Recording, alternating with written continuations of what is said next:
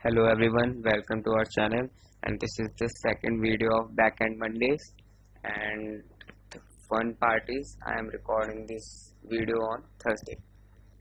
So anyway, in this video we will learn about Socket.io and its implementation, its basic methods, and how we will learn that we will actually make a tweet wall or tweet wall, we can say. What will this do? Actually, in tweet wall, we will be displaying the real-time tweets related to a certain hashtag using Socket.io. So that's how we will see how to implement Socket.io's functions in a web app. So let's start with short intro of the code. First is instantiation. Here what we are doing, we require socket.io package. It returns an object or callback or a function which takes server as an object as a parameter, and it also returns an object which we will be using in all of the code. And here we are listening to the port 8080. So it was now io.on connection. Here the socket implementation starts. So what we are doing here, connection is an event. So whenever this event triggers, it will trigger whenever this event occurs, it will trigger the socket callback function. And in this function, what we are doing, we will just console.log a new user has joined the chat, and we will emit an message to the user. To the user, you have successfully joined the chat. We will see what does this dot emit and dot on means in the next slide. So in the next slide, dot emit and dot on. Dot emit means to emit an event, and dot on means to listen to an event. It is very simple. And one more important thing here is we can use these methods dot emit and dot on both the client or server side, because the client will emit as well as listen to the events, and same for the server will also emit and as well as listen to the events emitted by the client. So now this is a complete code. These all codes are for this code and this one also. This all is of server side. We will see later on of client side also directly in VS Code. So what this snippet is doing, whenever connection occurs, this function will be triggered, and we will do this and this. What actually our server will emit an event, actually emit a message that you have successfully joined the chat to the user, and then our server is listening to an event named message. Now the question here is, who is emitting this event? Yes, of course, the client side is emitting this event message, and our server side is listening using .on. And what our server will do after listening this event, our server will emit this message to everyone. How? By using io.emit. So here comes the question, what is the difference between socket.emit and io.emit? Socket.emit will emit the message or event to only to that user to which we have connected, just connected actually.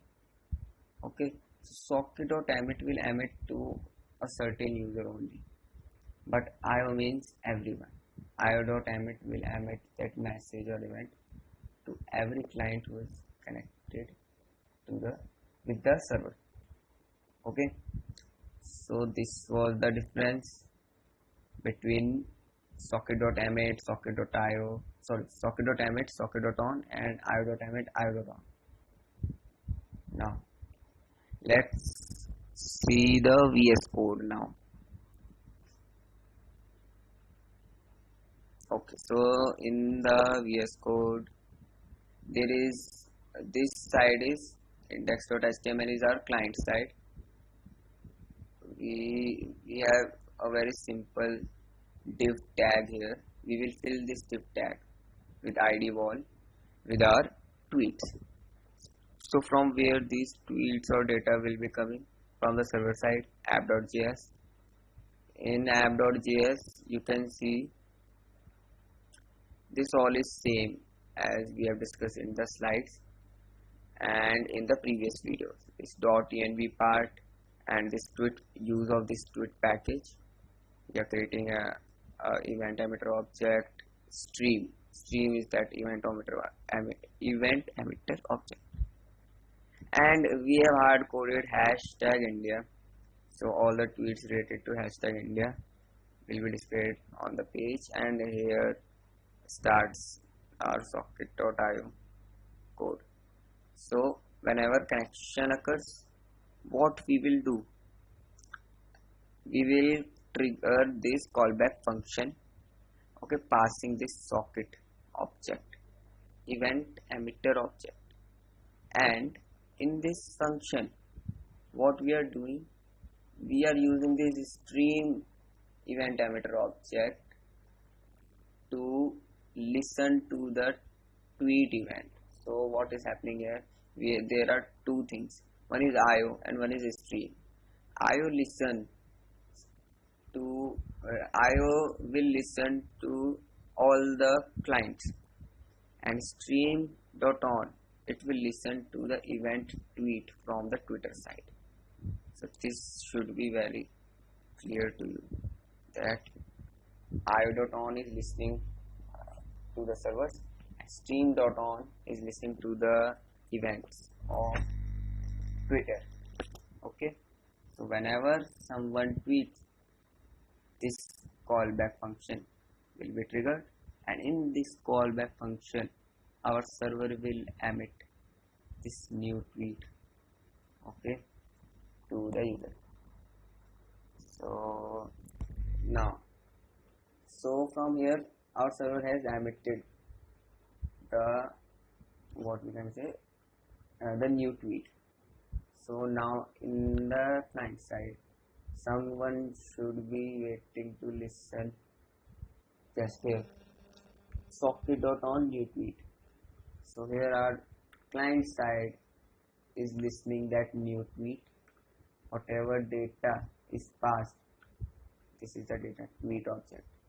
We will first console.log, and this is all the DOM manipulation part. We will fill the wall div tag with the required information by querying the JSON object. We will pick out all the information which we want, user screen name and etc. We will also display the image, okay, and that's how this code will work.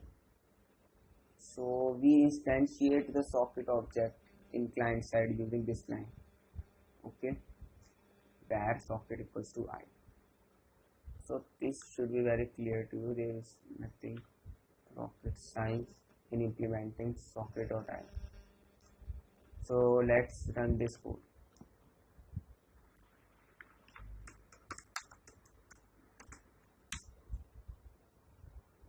Now we will go to Chrome. IO means everyone. Yes, we know that. So here is our Twitter wall. I have, okay, 100%. So this is the streaming of tweets. You can see it's 1:33 AM and still some people are tweeting with hashtag India. And see here images of the users, their screen name, their location, their description and their tweet. All the things we are displaying. Okay, So this was the basic implementation of socket.io. We can make this user interface much better than this, but I made this. I made this just to show how we can implement socket.io. We can make it much better. So now it was as easy as that, and done with the code and with the explanation. And yes, I in the first video I had said that we will be learning about authentication and its method in this video, but no, in third video we will be I will come with the explanation of authentication